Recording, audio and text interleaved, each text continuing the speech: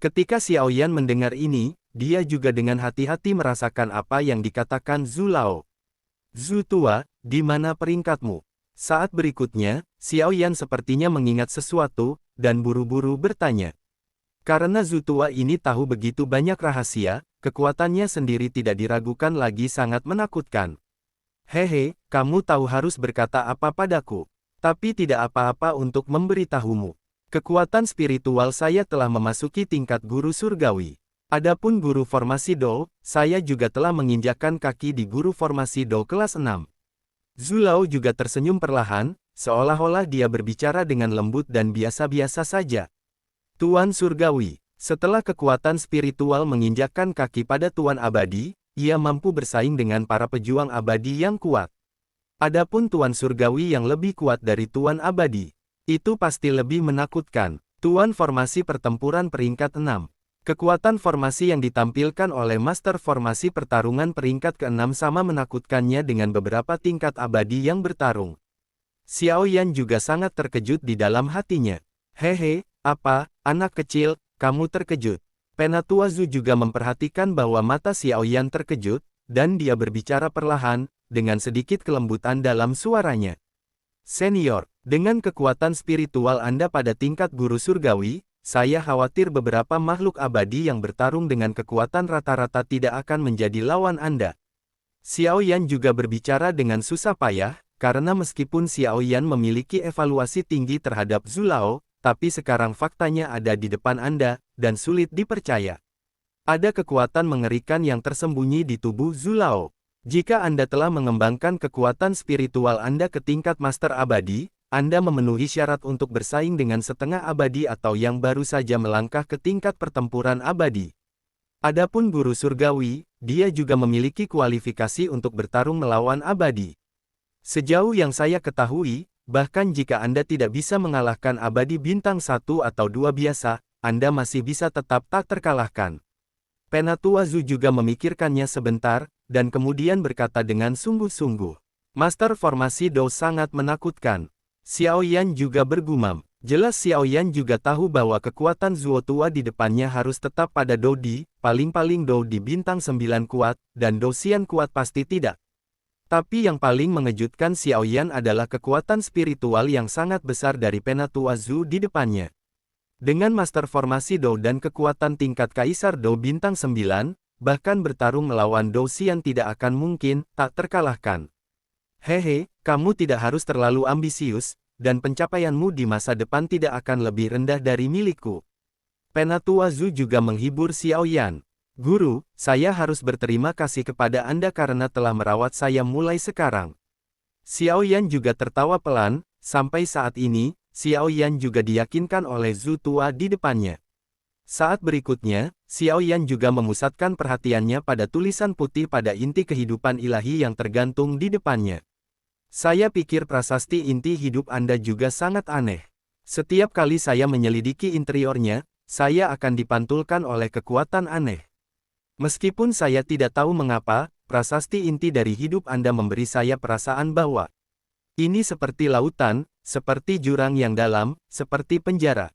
Zhu Lao juga menatap prasasti inti kehidupan ilahi di depan Xiao Yan dan perlahan-lahan mengamatinya. Mendengar ini, Xiao Yan juga mengerutkan kening, karena kondensasi dari prasasti inti ini sebagian besar berasal dari gulungan misterius lelaki tua itu. Sekarang lelaki tua itu juga seorang lelaki tua yang tidak dikenal, tidak ada cara untuk membicarakannya, tetapi satu-satunya hal yang diketahui adalah inti prasasti hanya seperempat. Prasasti inti hidupmu tampaknya sedikit tidak lengkap. Zhu Lao juga mengecilkan pupilnya, dan kemudian tiba-tiba menutup matanya. Pada saat yang sama, kekuatan spiritual yang besar juga muncul dari tubuh Zhu Lao dalam sekejap. Begitu kekuatan spiritual muncul, ia bergegas menuju prasasti Xiao Yan di inti kehidupan ilahinya. Saat berikutnya, kekuatan spiritual Zhu Lao juga melewati prasasti inti kehidupan Sendong. Tidak heran, Penatua Zhu juga menarik kekuatan mentalnya pada saat berikutnya, dan kemudian tersenyum perlahan. Batuk, batuk. Xiao Yan juga sangat terkejut. Jelas, ketika kekuatan mental besar Penatua Zhu muncul sekarang, Xiao Yan juga menemukan bahwa dibandingkan dengan kekuatan mental itu, dia sekecil semut. Prasasti inti hidupmu seharusnya tidak lengkap. Penatua Zhu juga berkata kepada Xiao Yan. Ketika saya mendapatkan gulungan ini di reruntuhan, seorang lelaki tua tak dikenal membukakan Ni Gong Wan untuk saya, dan prasasti inti gerakan ilahi ini juga diberikan kepada saya oleh lelaki tua tak dikenal itu. Orang tua tanpa nama itu juga mengatakan saat itu bahwa prasasti inti dari gerakan ilahi hanya seperempat. Xiao Yan juga mengingat, hehe, jangan khawatir, tidak ada masalah ini, dan itu tidak akan mempengaruhi kultivasi kekuatan spiritualmu. Selama kamu berkultivasi dengan baik, aku akan menyelesaikan hal-hal ini untukmu. Penatua Zhu juga berkata perlahan, dengan kebanggaan yang sangat percaya diri dalam suaranya. Murid berterima kasih kepada guru terlebih dahulu. Xiao Yan mendengar kata-kata itu dan melirik Zhu tua di depannya dengan rasa terima kasih. Jelas, dalam hal status Penatua Zhu, sepertinya dia adalah tetua yang merendahkan untuk melayani sebagai tetua di paviliun dupa pembakaran. Namun, dia tidak terlalu memikirkannya, karena lelaki tua di depannya juga adalah guru Xiao Yan, jadi Xiao Yan tidak peduli dengan pikiran guru itu. Mengambil kembali. Melihat betapa kaburnya kultivasi kekuatan spiritual Anda, apakah Anda sudah menguasai cara untuk mengolah kekuatan spiritual? Zhu tua juga mengerutkan kening, dan kemudian dia merasakan kekuatan spiritual yang agak tidak teratur di tubuh Xiao Yan. Ini, Zhu tua, kultivasi kekuatan spiritual saya benar-benar orang awam. Tidak ada cara yang benar untuk kultivasi kekuatan spiritual, jadi kemajuannya sangat lambat, kata Xiao Yan tanpa daya. Lagi pula, jika dia sudah mengetahui metode kultivasi kekuatan spiritual sebelumnya. Dengan temperamen Xiao Yan, kekuatan mentalnya saat ini tidak lemah. Hehe, tidak heran kamu. Lagi pula, ada begitu sedikit master formasi Dou, bahkan di seluruh benua, sangat sedikit yang diketahui tentang metode kultivasi kekuatan spiritual ini. Tapi saya melihat bahwa kekuatan spiritual Anda pada awalnya telah memasuki tingkat formasi. Kamu dapat mengandalkan eksplorasimu sendiri untuk memasuki formasi, yang cukup untuk menunjukkan pemahamanmu yang mendalam tentang master formasi Dou. Zhu Lao juga cukup lega. Zhu tua, cara mengolah kekuatan spiritual. Xiao Yan juga berkata, kultivasi kekuatan spiritual berbeda dari kultivasi kekuatan jiwa apoteker Anda, dan juga berbeda dari budidaya Qi. Kultivasi kekuatan spiritual tergantung pada meditasi. Atau untuk menyerap esensi matahari dan bulan. Setelah Zhu Lao selesai berbicara, dia kemudian menatap Xiao Yan dengan erat. Meditasi, menyerap esensi matahari dan bulan. Xiao Yan juga yang pertama mendengar tentang metode kultivasi kekuatan spiritual, dan dia langsung bingung. Oke, ayo pergi ke sini dulu hari ini, aku akan mengajarimu hal-hal tambahan. Ketika kita kembali dari kolam Kaisar Xuanling. Hari ini, paviliun dupa pembakaran kami tampaknya memiliki tamu. Setelah Lao Zhu selesai berbicara, pintu kayu rumah itu dengan tenang terbuka, dan kemudian dia melihat ke kejauhan. Pada saat yang sama, ada beberapa tamu tak diundang di luar paviliun dupa pembakaran. Ada sekelompok 5 orang, pemimpinnya adalah pria kekar dengan bekas luka yang sangat mencolok di mata kirinya, dan 4 lainnya perlahan mengikuti di belakang. Apakah di sini? Seorang pria dengan aura garang juga berkata perlahan kepada orang-orang di sekitarnya. Melaporkan ke Pangeran ke-6, 3 orang yang memenuhi syarat untuk memasuki kolam Kaisar Xuanling kami. Seorang pengikut juga berkata perlahan. Karena sedang dalam perjalanan kali ini, biarkan aku membawa mereka kembali. Pria yang dikenal sebagai Pangeran ke-6 juga berkata perlahan, tetapi ada penghinaan yang kuat dalam suaranya. Jelas bagi 3 yang paling luar biasa merasa aneh untuk bergabung dengan pembakaran. Paviliun dupa, dan bahkan jika mereka bergabung dengan paviliun dupa pembakaran, mereka masih harus berendam di kolam Kaisar Xuanling yang sangat berharga di keluarga Kekaisaran Xuanling. Itu adalah kolam Kaisar Xuanling. Bahkan keturunan langsung mereka tidak memenuhi syarat untuk masuk, satu-satunya cara untuk masuk hanyalah mereka yang telah memberikan kontribusi besar kepada keluarga kerajaan Xuanling. Du He, pangeran ke-6 dari keluarga kerajaan Xuanling, adalah orang kuat di tahap akhir Dou di bintang 5. Orang macam apa orang-orang ini? Mereka untuk meminta keluarga kerajaan Xuanling kita mengajukan 3 kualifikasi. Du He juga sangat bingung.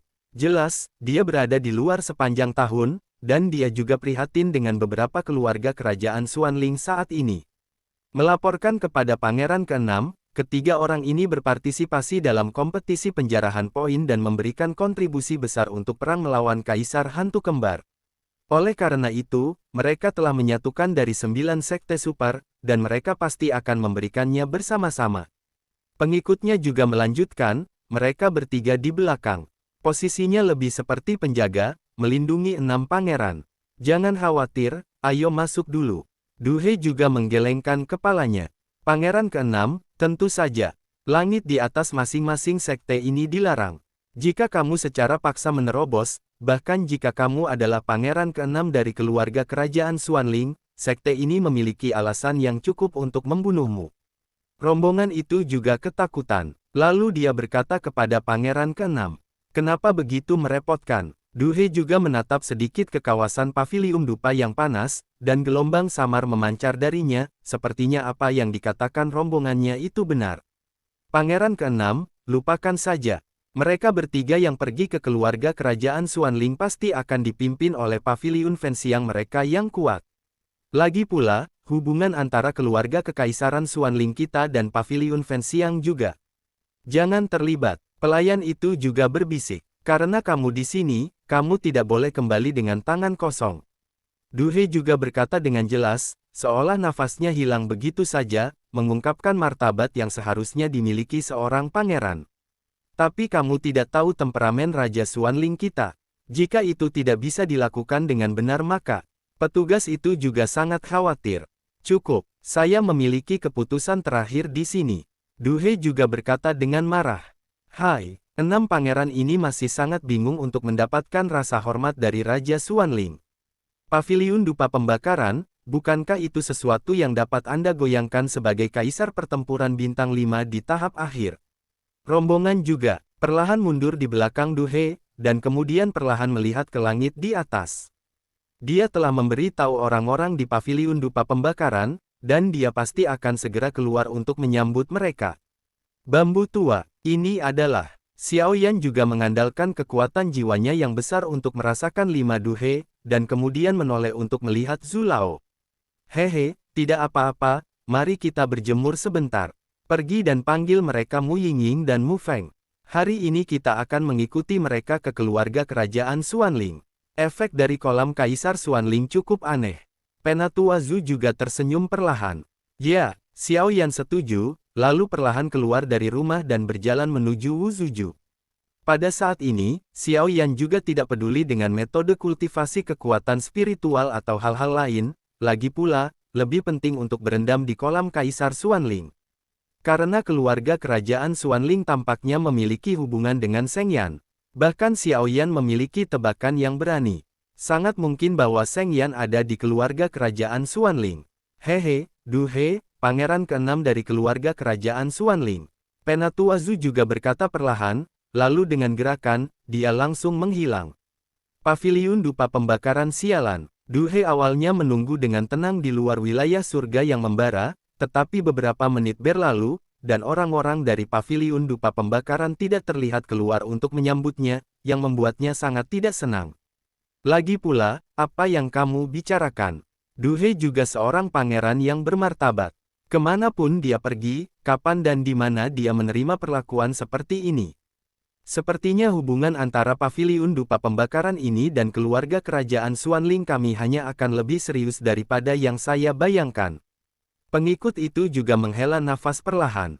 Bagaimanapun, dia hanya pengikut rendahan, dan dia tahu sedikit tentang hubungan antara keduanya. Tetapi satu hal yang dapat dipastikan oleh pengikut ini adalah latar belakang paviliun dupa pembakaran sangat menakutkan. Paviliun Fenxiang, mengapa kamu tidak keluar untuk menemui raja ini? Pangeran ke-6, Du He, juga terengah-engah, dan kemudian mengumpulkan semangat juangnya menjadi sebuah suara yang menyebar dengan kuat di luar wilayah paviliun dupa. Hehe, siapa aku seharusnya? Ternyata itu anak anjing Raja Xuanling. Suara aneh juga perlahan muncul di samping Du He. Kemudian saat berikutnya, Du He juga merasa bahwa sumber suara itu datang dari segala arah di depannya. Dan dia tidak bisa menemukan sumber suara sama sekali, yang membuat Du He sedikit ketakutan. Dalam hal ini, hanya ada satu kemungkinan, maka orang yang datang ke sini saat ini jauh lebih kuat dari dirinya sendiri.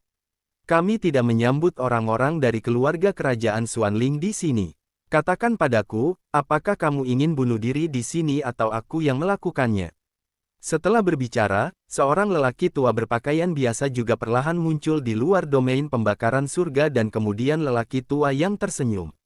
Ketika Duhe dan 5 lainnya melihat lelaki tua itu, pikiran ketakutan juga muncul secara spontan, dan saat berikutnya, mereka berbalik dan melarikan diri tanpa melihat ke belakang. Karena mereka berlima merasakan niat membunuh yang sebenarnya dari lelaki tua ini. Sial, ini kecelakaan. Duhe juga berhenti dengan beberapa orang di sekitarnya ketika dia melarikan diri agak jauh, karena mereka menemukan bahwa ruang di luar wilayah surga yang terbakar sebenarnya dilarang oleh orang tua itu. Pangeran ke-6, kamu pergi dulu. 3 penjaga di sampingnya juga berkata kepada Duhe. Meskipun Duhe sangat ingin memberikan kontribusi, tanggung jawab mereka adalah melindungi Pangeran ke-6, bahkan jika itu hancur. Hehehe, ayo kita lakukan. Penatua Zhu juga berbicara perlahan. Sepertinya hubungan antara Lao Zhu dan keluarga kerajaan Xuanling tampaknya lebih buruk dari yang kukira. Xiao Yan juga diam-diam berkata, pada saat yang sama, mereka bertiga, Mu Feng dan Mu Yingying, juga bergegas keluar dari wilayah surga yang membara. Penatua Paviliun Dupa sebenarnya mempermalukan seorang junior seperti saya, jadi saya tidak takut orang lain menertawakannya ketika itu menyebar. Duhe juga tahu bahwa tidak ada harapan untuk melarikan diri, dan segera berkata, hehehe, ini semua dipelajari dari ayahmu Wang. Kamu membawanya ke sekte Paviliun Dupa pembakaran kami tanpa izin, mencoba mencuri rahasia sekte saya, apakah alasan ini cukup? Ayo mati. Setelah Penatua Zhu selesai berbicara, gelombang yang sangat menakutkan perlahan terpancar.